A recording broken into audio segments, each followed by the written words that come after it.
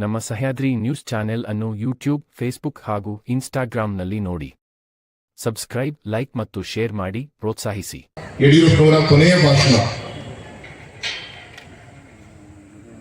ಚುನಾವಣಾ ರಾಜಕಾರಣದಿಂದ ನಿವೃತ್ತಿಯಾಗಿ ವಿಧಾನಸಭೆ ಕೊನೆಯ ಭಾಷಣದಲ್ಲಿ ಅವರು ನೆನೆಸಿಕೊಂಡಂತ ಇಬ್ಬರು ಮಹನೀಯರು, ಒಂದು ಸನ್ಮಾನಿಸಿದ ನರೇಂದ್ರ ಮೋದಿಜಿಯವರು, ಇನ್ನೊಂದು ಗೌರವಿತ ದೇವೇಗೌಡಜಿಯವರ ಹೆಸರನ್ನ ನೆನೆಸಿಕೊಂಡು ವಿಧಾನಸಭೆ ಅವರ ಕೊನೆಯ ಭಾಷಣವನ್ನ ಮಾಡಿದ್ದು ನಮಗೆಲ್ಲರೂ ಕೂಡ ಗೊತ್ತಂತ ವಿಚಾರ.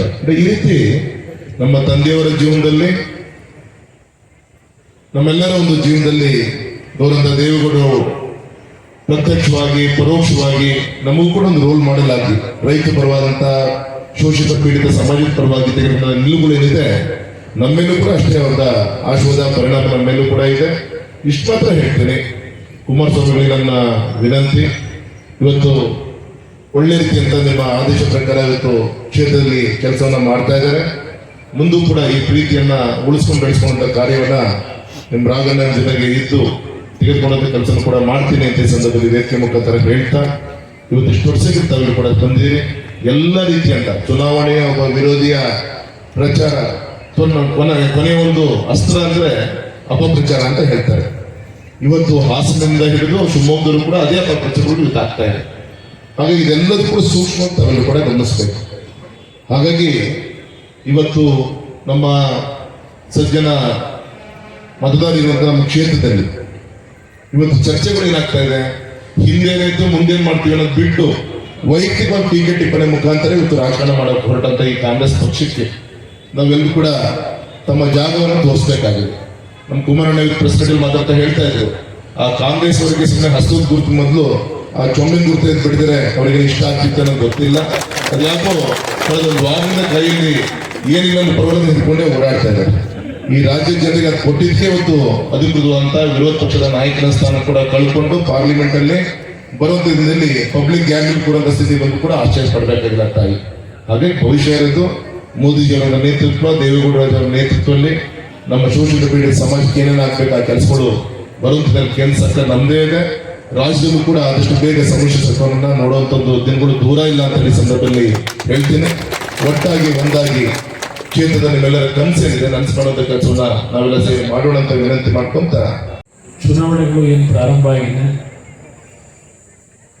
ವಿಶೇಷವಾಗಿ ಶಿವಮೊಗ್ಗ ಲೋಕಸಭಾ ಕ್ಷೇತ್ರದಲ್ಲಿ ಇದೀಗ ತಾನೇ ತಮ್ಮೆಲ್ಲರನ್ನು ಉದ್ದೇಶಿಸಿ ಅತ್ಯಂತ ಸರಳ 2ನೇ ಹಂತದಲ್ಲಿ 14 ಕ್ಷೇತ್ರಗಳ ಚುನಾವಣೆಯಲ್ಲಿ ವಿಶೇಷವಾಗಿ ನಮ್ಮ ಶಿವಮೊಗ್ಗ ಕ್ಷೇತ್ರ ನಾವೇನು 2006-07ರಲ್ಲಿ ಮಾನ್ಯ ಯಡಿಯೂರಪ್ಪನವರು ನಾನು ಸರ್ಕಾರವನ್ನು ರಚನೆ ಮಾಡ್ತಕ್ಕಂಥ ನಿರ್ಧಾರ ಮಾಡಿ ಒಂದು ಅತ್ಯುತ್ತಮವಾದ ರೀತಿಯ ಒಂದು ಸರ್ಕಾರವನ್ನು ರಾಜ್ಯದಲ್ಲಿ ಆ ಒಂದು 20 ತಿಂಗಳು ನಡೆಸಿದ್ದೇವೆ ಅಂತಕ್ಕಂಥದ್ದು ಜನರಲ್ಲಿ ಭಾವನೆಗಳಿದೆ. ಬಹುಶಃ ಶಿವಮೊಗ್ಗದ ಅಭಿವೃದ್ಧಿ ಅಂತಕ್ಕಂಥದ್ದು ಯಡಿಯೂರಪ್ಪನವರ ನೇತೃತ್ವದಲ್ಲಿ ಅವತ್ತೇನೋ ನಾನು ಮುಖ್ಯಮಂತ್ರಿ ಆಗಿದ್ದಾಗ ಪ್ರಾರಂಭ ಆಯಿತು. ನಂತರ ರಾಘವೇಂದ್ರ ಅವರು ಲೋಕಸಭಾ ಸದಸ್ಯರಾಗಿ ಅವರೂ ಸಹ ಅವರ ತಂದೆಯವರ ಕೊಟ್ಟಂಥ ಮಾರ್ಗದಲ್ಲಿ ಶಿವಮೊಗ್ಗದ ಅಭಿವೃದ್ಧಿಗೆ ಪೂರಕವಾದ ರೀತಿಯಲ್ಲಿ ಪ್ರಾಮಾಣಿಕವಾದ ಕೆಲಸ ನಿರ್ವಹಣೆ ಮಾಡ್ತಾ ಬಂದಿದ್ದಾರೆ. ಇವತ್ತು 4ನೇ ಬಾರಿ ಅವರು ಲೋಕಸಭೆಗೆ ಸ್ಪರ್ಧೆ ಮಾಡಿದ್ದಾರೆ. ಒಂದು ಬಾರಿ ವಿಧಾನಸಭೆಯ ಸದಸ್ಯರಾಗೂ ನಮ್ಮ ಜೊತೆಯಲ್ಲಿ ಕೆಲಸ ಮಾಡಿದ್ದಾರೆ. ನಾನು ನಮ್ಮ ಕಾರ್ಯಕರ್ತರಿಗೆ ಮನವಿ ಮಾಡ್ತಕ್ಕಂಥದ್ದು, ಒಂದು ಮೈತ್ರಿ ಧರ್ಮವನ್ನು ನಾವೆಲ್ಲ ಕಾಪಾಡಬೇಕು.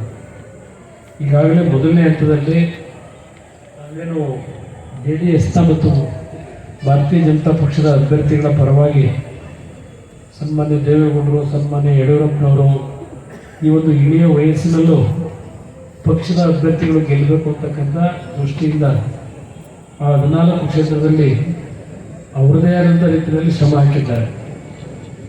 ಅದರ ಹಿನ್ನೆಲೆಯಲ್ಲಿ ಬಹುಶಃ ಮೊದಲನೇ ಹಂತದಲ್ಲಿ 14 ಸ್ಥಾನವು BJPಯ ಮತ್ತು ಭಾರತೀಯ ಜನತಾ ಪಕ್ಷದ ಅಭ್ಯರ್ಥಿಗಳು ಗೆಲ್ತಕ್ಕಂಥ ಒಂದು ವಾತಾವರಣ ಇದೆ.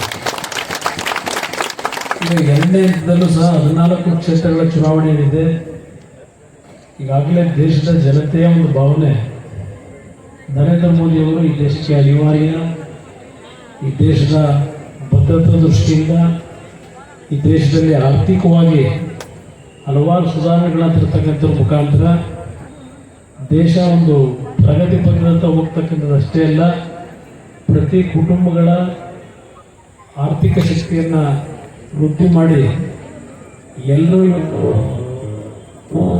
ದಿನಗಳಿಂದ ದೂರ ಸರಿದು ಉತ್ತಮವಾದ ಬದುಕನ್ನು ಕಾಣಬೇಕು ಅಂತಕ್ಕಂಥ ಹಿನ್ನೆಲೆಯಲ್ಲಿ ನರೇಂದ್ರ ಮೋದಿಯವರ ಶ್ರಮವನ್ನು ಆಗ್ತಾ ಇರ್ತಕ್ಕಂಥದ್ದೇನಿದೆ. ಈ ಚುನಾವಣೆಯಲ್ಲಿ ನಮ್ಮ ಪಕ್ಷದ ಕಾರ್ಯಕರ್ತರಿಗೆ ವಿಶೇಷವಾಗಿ ಮನವಿ ಮಾಡ್ತೇನೆ. BJP ಪಕ್ಷದ ಕಾರ್ಯಕರ್ತರ ಜೊತೆಗೂಡಿ ರಾಘವೇಂದ್ರ ಅವರು ಅತ್ಯಂತ ದಾಖಲೆಯ ಮತದಲ್ಲಿ ಚುನಾವಣೆಯಲ್ಲಿ ಗೆಲ್ತಕ್ಕಂಥ ಒಂದು ಆಶೀರ್ವಾದವನ್ನು, ನಿಮ್ಮ ಶ್ರಮವನ್ನು ಅವರ ಪರವಾಗಿ ಹಾಕಬೇಕು ಅಂತಕ್ಕಂಥ ಮನವಿ ಸಲ್ಲಿಸ್ತಾ, ಸಂವಿಧಾನ ಭಾವದಿಂದ ನಾವು ಸುದೀರ್ಘವಾಗಿ ಮಾತನಾಡೋದಕ್ಕೆ ಹೋಗೋದಿಲ್ಲ. ರಾಜ್ಯದಲ್ಲಿ ಹಲವಾರು ಸಮಸ್ಯೆಗಳನ್ನು ಎದುರಿಸ್ತಾ ಇದ್ದೇವೆ. ಈ ಸರ್ಕಾರ ಜನವಿರೋಧಿ ಸರ್ಕಾರವಾಗಿದೆ, ಕಾಂಗ್ರೆಸ್ನ ಸರ್ಕಾರ. ಬಹುಶಃ ಈ ಚುನಾವಣೆ ನಂತರ ಹಲವಾರು ರೀತಿಯ ಬದಲಾವಣೆಗಳು ರಾಜ್ಯದಲ್ಲೂ ಪ್ರಾರಂಭ ಆಗ್ತವೆ. ಇವತ್ತು ನಮ್ಮ ಕಾರ್ಯಕರ್ತರು ಎಂಥ ಒಂದು ಸಂಕಷ್ಟಗಳು ಕಷ್ಟಗಳಿದ್ದರೂ ಈ ಪಕ್ಷವನ್ನು ಉಳಿಸಿದ್ದೇನೆ, ಬೆಳೆಸ್ಕೊಂಡ್ಬಂದಿದ್ದೇನೆ. ಇವತ್ತು ಭದ್ರಾವತಿ, ವಿಶೇಷವಾಗಿ ಭದ್ರಾವತಿ ಮತ್ತು ಶಿವಮೊಗ್ಗ ಗ್ರಾಮಾಂತರ, ತಾವು ಎಷ್ಟೇ ಕಷ್ಟ ಇದ್ದರೂ ಶ್ರಮಪಟ್ಟು ಅಪ್ಪಾಜಿಗೌಡರು ಬದುಕಿದ್ದಾಗಲೂ ಭದ್ರಾವತಿಯ ನಮ್ಮ ಎಲ್ಲ ಪಕ್ಷದ ಕಾರ್ಯಕರ್ತರು ಅವರ ಪರವಾಗಿ ಶ್ರಮಪಟ್ಟು ಅವರನ್ನು ವಿಧಾನಸಭೆಗೆ ಕಳಿಸ್ತಕ್ಕಂಥ ಕೆಲಸವನ್ನು ಏನು ಮಾಡ್ತಾ ಇದ್ರಿ, ಪಕ್ಷದ ಸಂಘಟನೆ ಮಾಡಿದ್ದೀರಿ. ಜೊತೆಗೆ ನನ್ನ ತಂಗಿ ಶಾರದಕ್ಕ ಅವರೇನಿದ್ದಾರೆ, ಶಾರದಾಪುರಿ ನಾಯಕ್ ಅವರು, ಅವ್ರನ್ನ ಗ್ರಾಮಾಂತರ ಜಿಲ್ಲೆಯ ವಿಶೇಷವಾಗಿ ನಮ್ಮ ಹಳ್ಳಿಯ ರೈತ ಬಂಧುಗಳು, ತಾಯಂದರು, ವಿಶೇಷವಾಗಿ ವೀರಶೈವ ಸಮಾಜದ ಬಂಧುಗಳು ಸಹ ಅವರ ಒಂದು ನಡವಳಿಕೆಯನ್ನು ತಜ್ಞರು ಗಮನಿಸ್ತೀರಿ. ಎಲ್ಲರೂ ಸಹ ನಮ್ಮ ಗ್ರಾಮಾಂತರ ಶಿವಮೊಗ್ಗ ಕ್ಷೇತ್ರದಲ್ಲೂ ಅವರಿಗೆ ನಿರಂತರವಾಗಿ ಆಶೀರ್ವಾದ ಮಾಡಿ, ಅವರಿಗೆ ಅಣ್ಣ ತಮ್ಮಂದರಾಗಿ ಅವ್ರನ್ನ ನಿಮ್ಮ ಕುಟುಂಬದ ಒಂದು ಹೆಣ್ಣು ಮಗಳು ಅಂತಕ್ಕಂಥ ಭಾವನೆಯಿಂದ ಅವ್ರನ್ನ ಬೆಳೆಸ್ಕೊಂಡು ಬಂದಿರತಕ್ಕಂಥ ಗಮನಿಸಿದ್ದೇನೆ.